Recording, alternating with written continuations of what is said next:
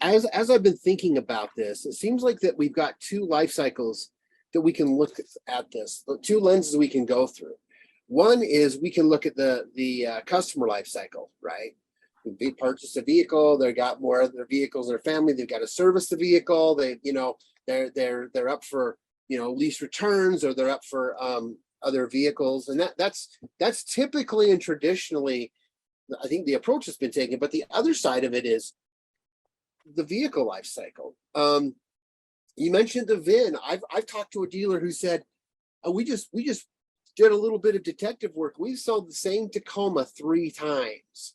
And he kind of went through and talked about the grosses that have been made on that vehicle. We always talk about customers are worth X amount, $100,000 in their life, but that vehicle is also a valuable asset that you can leverage. So I think as we're looking at this, it's not about, hey, Mr. Johnson, your vehicle has equity. Did you know we can lower your payment?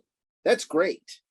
That we need to look at this holistically and all of the different components that go into this, and how can we capitalize or maximize on what we know about people and the vehicle, and keep them in our ecosystem. Is that fair to say?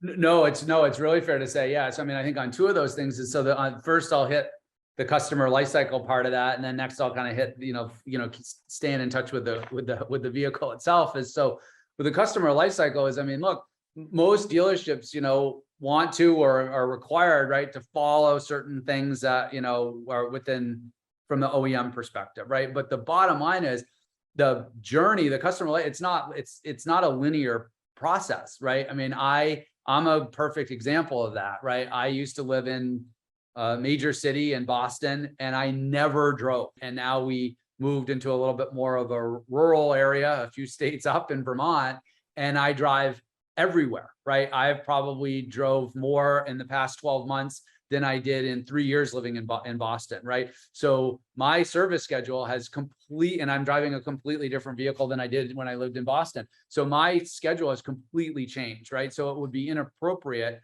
if I got the same schedule that reminders and things that I may have gotten a couple years ago. And that impacts the relevancy, and does the dealership really understand me, and the value that I perceive on the communication that I'm getting. And then, yeah, the whole idea of the car, I mean, we've all experienced, going into our mailbox and getting the flyer that says, hey, reminder, your car's due for service and you haven't owned it in 5 years, right? Or, we get the call from somebody on an extended warranty on something I didn't own, 10 years ago, right?